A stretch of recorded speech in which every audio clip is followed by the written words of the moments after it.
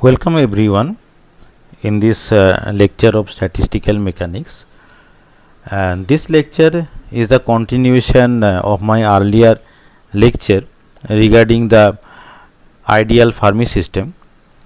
So in the previous lecture we studied the Fermi system for the case that is when it was classical.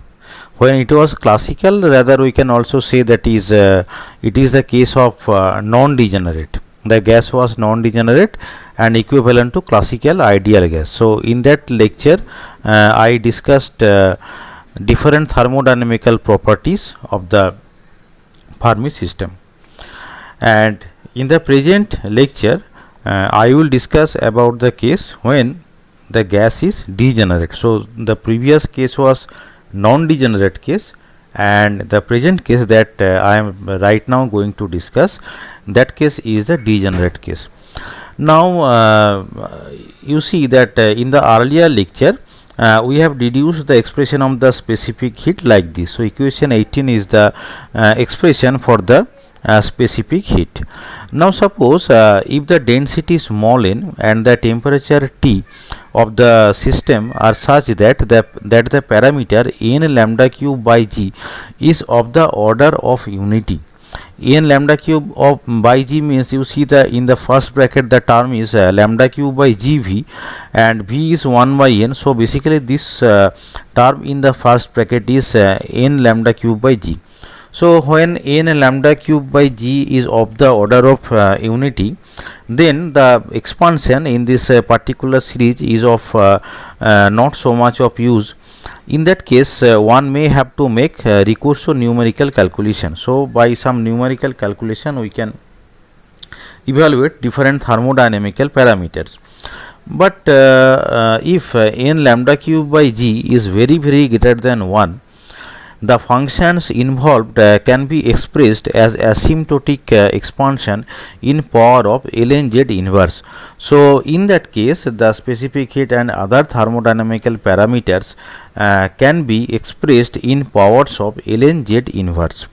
So here we are not going to discuss the detailed mathematical procedure, but what we can do is that the different thermodynamical parameters can be expressed in powers of ln z inverse, and the case that is n lambda cube by g when it is very greater than 1, then we can speak the gas as being degenerate Fermi gas. And if n lambda cube by g is almost infinite, then our functions assume a closed form, with the result that the expressions for the various thermodynamic quantities pertaining to the system becomes highly simplified. In that case we then speak of the gas as being completely degenerate. So basically there are two cases. The first case is that when n lambda cube by g is very greater than 1, so that case is recognized as degenerate Fermi gas, and when n lambda cube by g approaches infinity, in that case the gas we call as completely degenerate. So for simplicity we first discuss the main features of the system in a state of complete degeneracy. So when the gas is completely degenerate, so that particular case will be discussed at first. Now see that when n lambda cube by g tends to infinite, now we know the dependence of lambda on T. The lambda is the thermal de Broglie wavelength, and we have already introduced you to the expression of lambda. So that is why we can say that is if n lambda cube by g tends to infinite, so the temperature must approaches 0. So this particular case is the case when the temperature of the system is close to 0. Now we have already introduced the occupation number.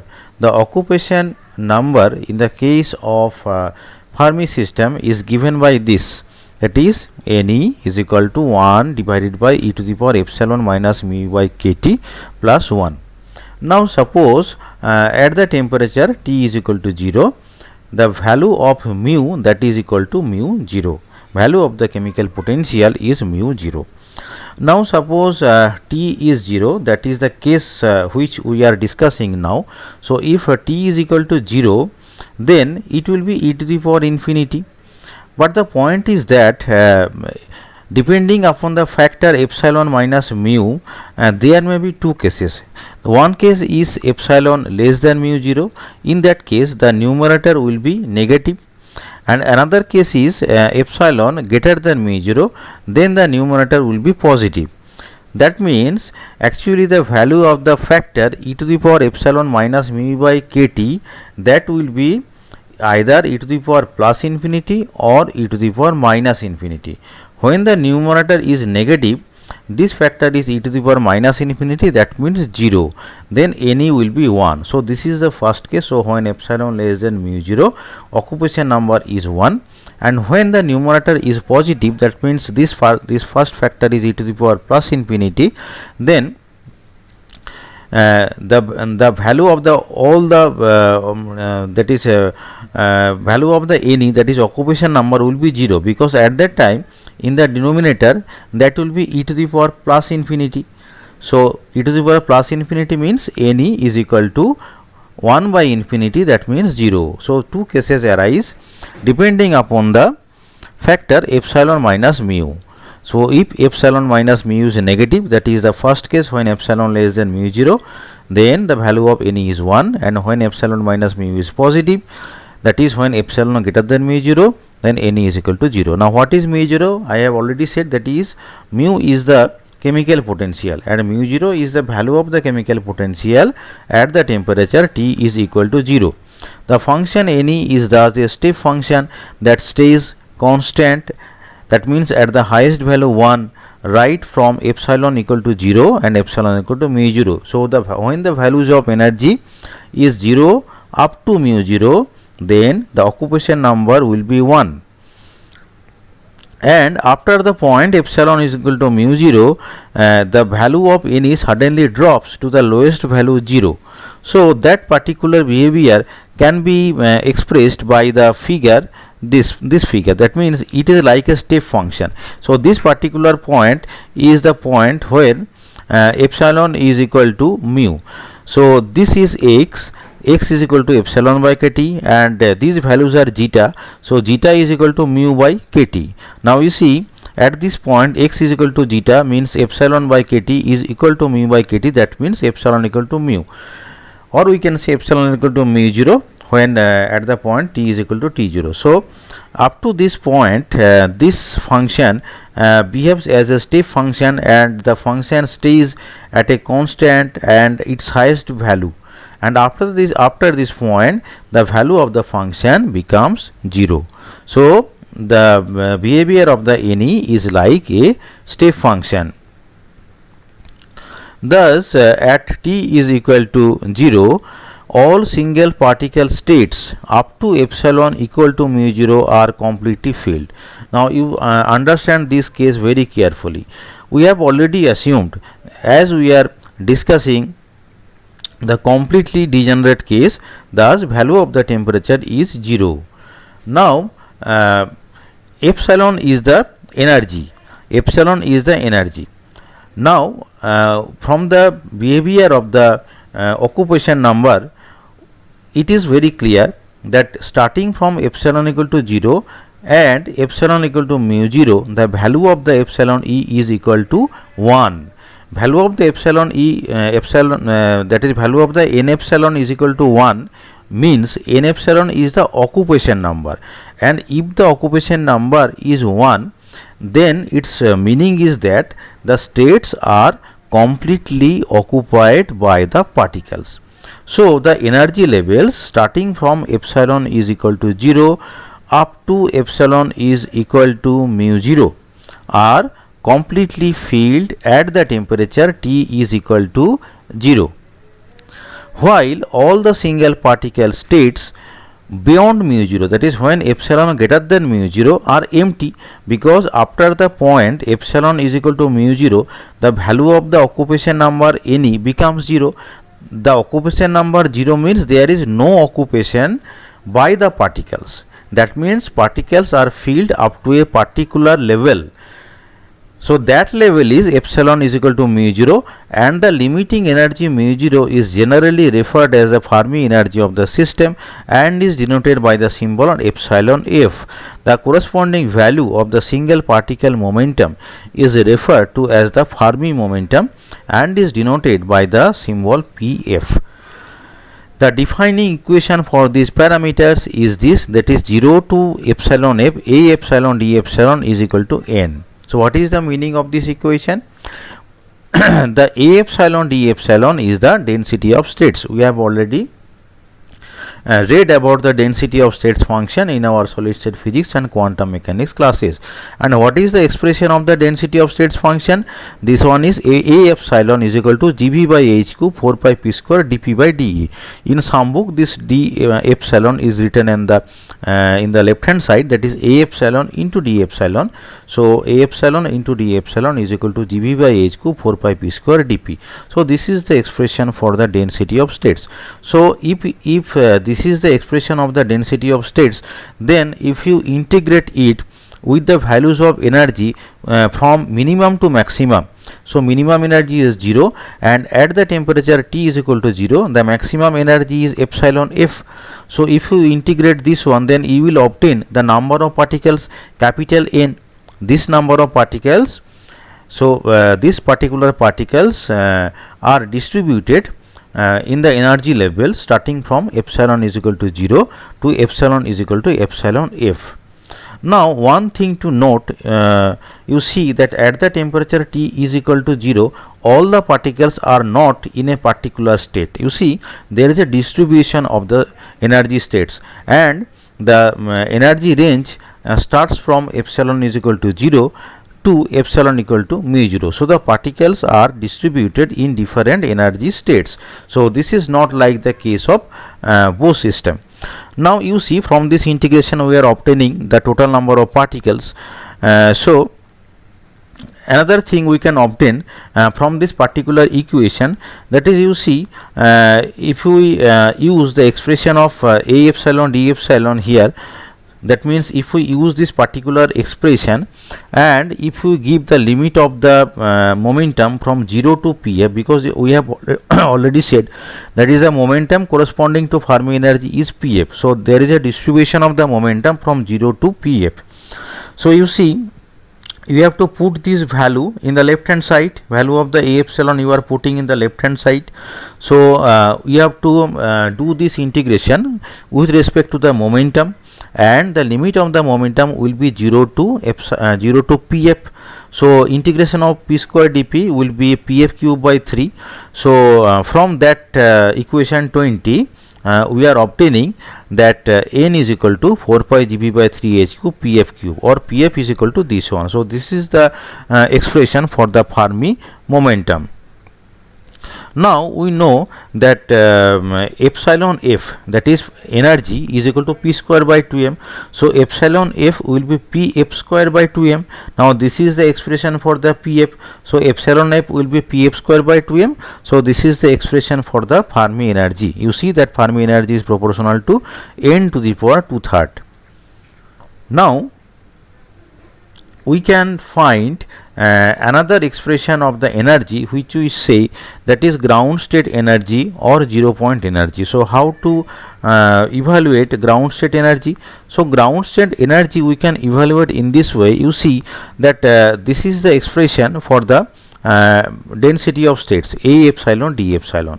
Now ground state energy will be integration of energy into a epsilon d epsilon. That is, you have to multiply energy with this particular term. You have to use equation 20, and you just what you have to do, you have to multiply E, that is energy, with the density of states a epsilon d epsilon.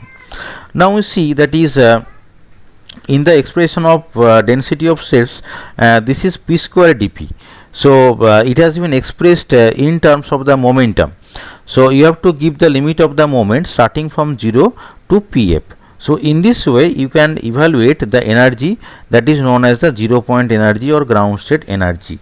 So that ground state energy E0, you have obtained this one, that is E0 you can find in this way, that is integration of energy E into A epsilon d epsilon, and in the place of E you can write p square by 2m, that is you know that energy can be expressed as p square by 2m, and limit of the momentum is 0 to pf. So in this way you have evaluated energy which is known as the 0 point energy. But there is some difference between the 0 point energy and Fermi energy that I will explain later on.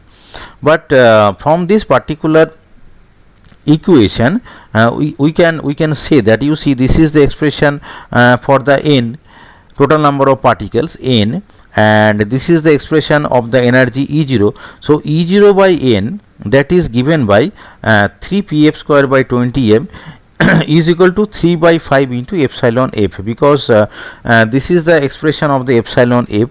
So using equation 22, 24 and 25, we can show that is E0 divided by capital N is equal to 3 by 5 into epsilon f. So epsilon f is the Fermi energy and E0 is the 0 point energy. This is the relation between these two different energy terms. Now we know the relation, that is pressure is equal to 2/3 into internal energy by V. So P0 is equal to 2/3 of E0 by V. So this one is 2 by 5 N into EF, because we know the expression for the E0. From that expression we can say that is P0 is equal to 2 by 5 N into EF. Now this is the value of the EF, this is the value of the EF. So if you substitute the value of EF in this particular equation, then we can obtain the expression for the pressure. We can call this pressure as the 0 point pressure, and it is clearly seen that is P0 is proportional to n to the power 5 by 3. Now you see the 0 point motion seen here. 0 point motion means, you see, at the temperature T there is a finite pressure which is exerted by the particles. That means there must be some motion at the point T is equal to 0. So the 0 point motion seen here is clearly a quantum effect arising because of the Pauli principle, according to which even at T is equal to 0, although the temperature T is equal to 0, the particles constituting the system cannot settle down into a single energy state like the Bose case. So the particles are not in a single energy state, rather they are spread over a requisite number of lowest available energy states. We have already said that the range of these energy states are from epsilon is equal to 0 up to epsilon is equal to epsilon f. As a result, the Fermi system even at absolute 0 is quite live. Why? Because they are exerting they are exerting pressure, there is some motion, and the particles are not settled down in a single state, rather they are distributed. So the thing is that if we say that is what is 0 point energy. So 0 point energy means the particles are distributed from 0 to a maximum level. So here 0 point energy does not mean the energy of the ground state. Here the ground basically there is not a single ground state. At the temperature 0, the particles are distributed. So the overall energy is we can say that is the 0 point energy. And if you say the Fermi energy, so Fermi energy is the maximum energy that a particle can have at the temperature T is equal to 0. So that is the difference between the Fermi energy and the 0 point energy. For a discussion of properties such as the specific heat and the entropy of the system, we must extend our study to finite temperatures. If we decide to restrict ourselves to low temperatures, then deviations from the ground state results will not be too large. So what we do, we are saying that temperature is finite and it is low temperature. Accordingly, an analysis based on the asymptotic expansion of the function f nu z would be quite appropriate. So in this case we have to use the asymptotic expansion of f nu z, which we have discussed in the mathematical preliminaries in the earlier lecture. However, before we do that, it seems useful to carry out a physical assessment of the situation with the help of the expression of the occupation number. So this is the expression of the occupation number. The situation corresponding to T is equal to 0, which we have already discussed. So when the temperature T is equal to 0, how the occupation number behaves, we have already discussed, and we said at that time that the behavior is like a step function. Deviation from this when T is finite. So when T is finite but it is low, but how much low? We are defining a limit that is lower than a characteristic temperature mu 0 by K. So when the temperature T is low but it is finite and it is lower than a particular characteristic temperature mu 0 by K, will be significant only for those values of epsilon for which the magnitude of the quantity epsilon minus mu by kt is of the order unity. So what is its meaning actually? So let us see the graph again. Let me show you the graph. You see the graph again, that is, if we consider the behavior of the function, that means this Fermi function, if you consider the behavior, so its higher limit is 1 and lower limit is 0, and the deviation from the higher limit and lower limit occurs in this particular portion. So if you consider this particular point as x is equal to zeta, now what is the meaning of x is equal to zeta? You see, x is equal to epsilon by kt and zeta is equal to mu by kt. So at this particular point epsilon is equal to zeta, that means epsilon minus mu divided by kt is equal to 0 in this particular point. But if you consider some close points, that is before and after zeta, it may be suppose zeta plus 1 or zeta minus 1. In that case what will happen, that is epsilon minus mu by kt will be 1, that means epsilon minus mu by kt is equal to 1, that is epsilon minus mu is equal to kt. If you consider zeta plus 1 and zeta minus 1, that is close points before and after zeta. So that case is basically epsilon minus mu is of the order of unity. That is why we are saying, that is when epsilon minus mu by kt is of the order of unity, then we look some deviation from the step function. So there is no step function like behavior, but some deviation from the step function is noted in this particular portion. We therefore conclude that the thermal excitation of the particle occurs only in a narrow energy range that is located around the energy value epsilon is equal to mu 0. So epsilon is equal to mu 0 is the limiting value at the point t is equal to 0.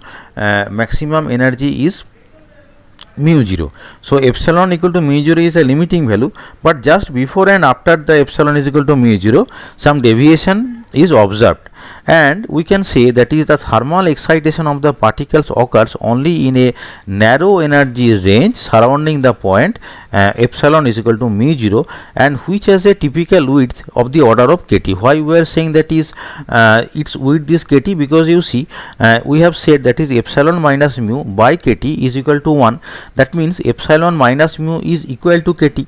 So mu is a limit, so epsilon minus mu means the width of this particular zone. So that particular width is almost of the order of kt. Here you have to assume, that is, here we are treating the case qualitatively. That is why that is of the order of kt, not the exact value, but we are saying that is it is of the order of kt. The fraction of the particles that are thermally excited is therefore kt by epsilon f. Why we are saying that is the fraction of the particle that are thermally excited? Because you see, that is at the temperature t is equal to 0, epsilon f is the highest energy that can be occupied by the total number of particles. So the particles are distributed in some energy level starting from epsilon is equal to 0 to the maximum energy level epsilon f, and the total number of particle is in this particular range is capital N, suppose. So if you apply some energy, then what will happen? Some particles will cross the limiting value. Some particles will cross the limiting value, that means mu 0 when epsilon equal to mu 0, and it may go to the levels crossing the highest level epsilon is equal to mu 0. So that particular energy is kT. So if the maximum occupied energy at t is equal to 0 is epsilon f, and the energy difference between the just next level to epsilon f is kT, then the fraction of the particles, it may be of the order of kT by epsilon f. That is, you can find by finding the ratio of those two energies, that is kT by epsilon f. The bulk of the system remaining uninfluenced by the rise in temperature. So the energy levels which is far below than the energy epsilon f, they will remain unaffected. This is the most characteristic feature of a degenerate Fermi system, and is essentially responsible for both qualitative and quantitative differences between the physical behavior of this system and that of a corresponding classical system.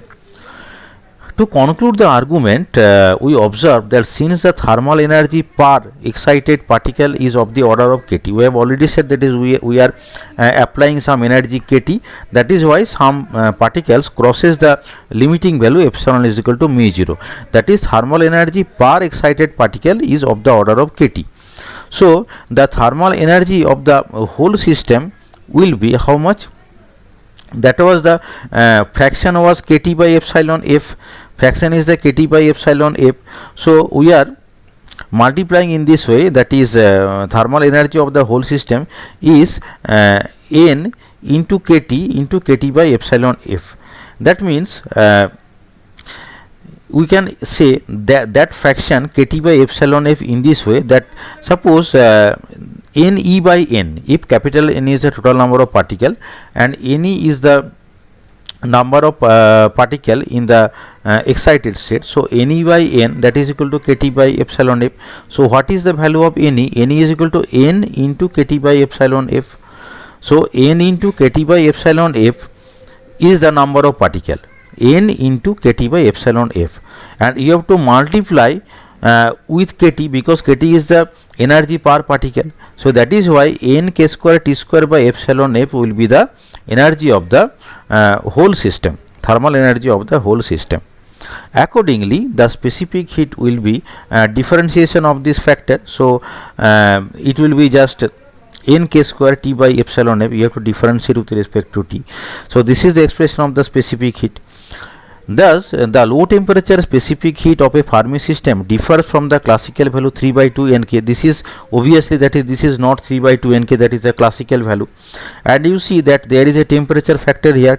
So specific heat behaves as T to the power 1 when the temperature is low, and its magnitude is also lower than the classical value. So what we have learned from the qualitative behavior, what just right now what we have discussed, that is we have studied the Fermi system at the low temperature qualitatively. So from that qualitative assessment, what we can say, that specific heat depends on the temperature as T to the power 1. So Cv is proportional to T to the power 1, and the behavior of the specific heat is different from the classical behavior, and the value of the specific heat is also lower than its classical value. For an analytical study of the Fermi gas at finite but low temperatures, we observe that the value of Z, which was infinitely large at absolute zero, is now finite. So now we will study the Fermi system quantitatively. So now the value of Z is finite. So in that case, the Fermi function f nu Z, that can be approximated by Sommerfield's expression. So in the earlier lecture we have already introduced, that is how to express or how to approximate Fermi function. So now we will use the Sommerfield's lemma, and in that case the Fermi function for some particular new values 5 by 2, 3 by 2 and 1 by 2. So those Fermi function will look like this. Equation 30, 31 and 32 are the Fermi function for the new values 5 by 2, 3 by 2 and half. Now you see, that is here this is the expression of f 3 by 2. Now in equation 4, which we have discussed in our earlier lecture, you see what was equation 4. In equation 4, this is the expression of f 3 by 2. Now we have already expressed f3 by 2 z in terms of some power series involving ln z inverse. So that expression we have to substitute in equation 4. After the substitution, what we will obtain is this one, that is n by v is equal to this one. This is the after substitution. Now in the zeroth approximation means if you take the first term only, then after simplification, that is after simplification, and after simplification what you will obtain is this one, that is kt ln z, that is equal to mu, that is equal to this one. Now you see this particular term in the right hand side is the expression of the epsilon f, that means the ground state result. So what we can conclude, that is using the asymptotic expansion of the z, what we can show, that is the ground state energy is same, but we are obtaining some extra terms. If we consider only the ground state term, then we can say that is we are obtaining the value of the mu 0 or epsilon f. If we use the next term, that is what we can say, this is the next approximation. So if we use the next term, then we can show this equation, that is equation 35. Now after substitution of 30 and 31 into the equation 7, now you see that is this is the equation 30 and 31, and these two equation we will substitute in the equation 7. Let me show you the equation 7. This is equation 7. In this equation you see in the right hand side there are f5 by 2z and there are f3 by 2z, and the expression of f5 by 2z and f3 by 2z is given by equation 30 and 31. You have to substitute those equation in this equation 7, and next you have to simplify it. So after the simplification, what you will obtain is this one, that is this equation after simplification. Now with the help of equation 35, so in this expression there is a term, you see kt ln z. Now kt ln z is expressed by equation 35. So you have to use the right hand side and you have to substitute it here. After the simplification again, then you will obtain u by n is equal to this one, equation 37. So this is the equation of u by n, and if you obtain the value of the internal energy u, then from the relation P is equal to 2/3 u by v, you can obtain the expression of the pressure. So this one is this one is the expression of the pressure, and this is the expression of the internal energy. Now as expected, the main terms of the equation 37 and 38 are identical to the ground state results which we have shown earlier. That means if you consider the first approximation, then the expression of the pressure and the expression of energy is exactly equal to the ground state result which we have shown you in equation 26 and 27. That means this equation, that is this one, these are the ground state results which we have discussed earlier in earlier lecture. So from this asymptotic expansion of the f nu z, we can also obtain the ground state results. So these are the ground state results which we have obtained. Now from the temperature dependent part of the equation 37, that is if you use the next approximation, next higher term, that is the term involving the temperature, then after differentiation of this equation, because you know that is if you want to obtain the specific heat, then you have to differentiate u with respect to t. So if you differentiate with respect to t, then there will be no first term, because in the first term there is no temperature, and from this term you will obtain this one, that is Cv by Nk, that will be pi square by 2 kt by epsilon f, plus you will obtain the next higher terms. But if you keep the first term only, then the Cv by Nk will be like this. Now you see that in the brackets, that is the terms are expanded in terms of kt by epsilon f to the power t, kt by epsilon f to the power something. So we are assuming that is there is a temperature Tf that is equal to epsilon f by k.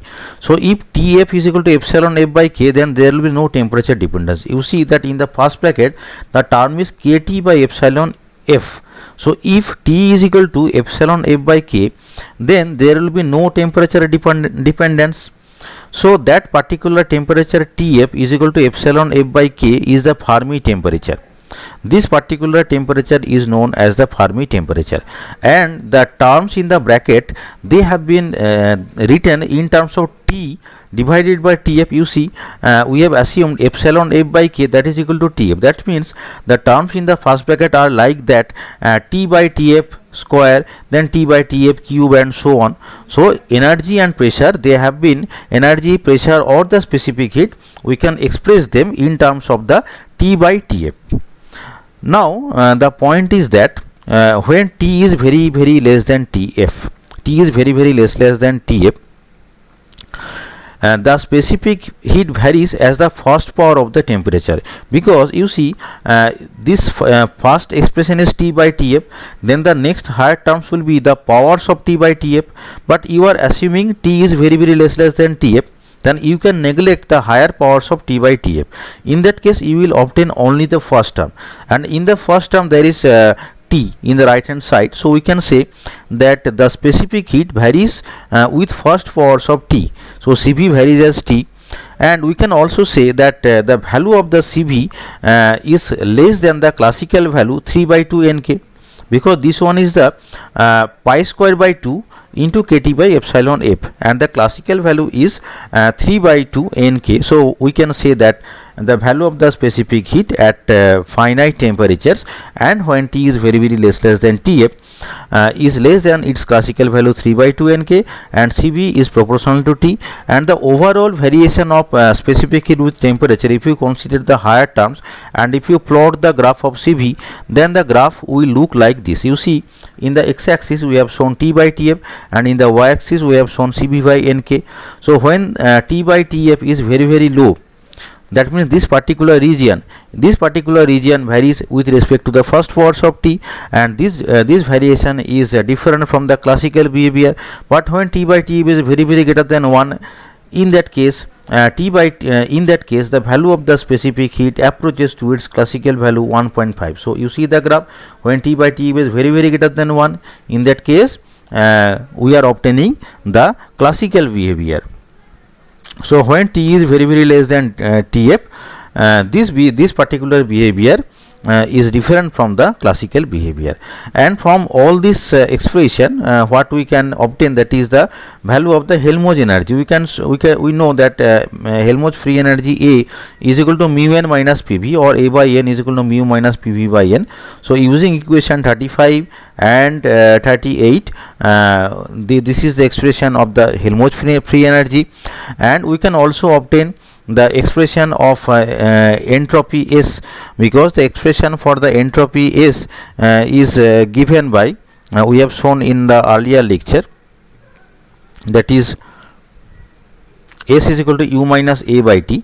So from this particular equation we can show that the value of the entropy is this one, that is, this is the variation of the entropy. S by Nk is equal to pi square by 2 kt by epsilon f, plus there is some higher order terms.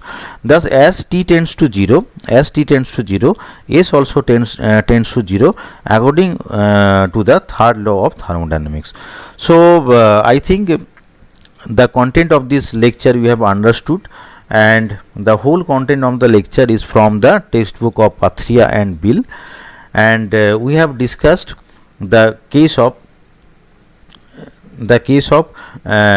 degenerate Fermi gas in this particular lecture, and we have shown different thermodynamical properties of the Fermi system, and we have also shown that is how using the asymptotic expression of the Fermi function, how we have obtained different thermodynamical parameters. So I hope you have understood all part of the lecture, and for further understanding I will request the students to go through the textbook of Pathria, then you will understand it more clearly. And I also thank you all for listening this lecture.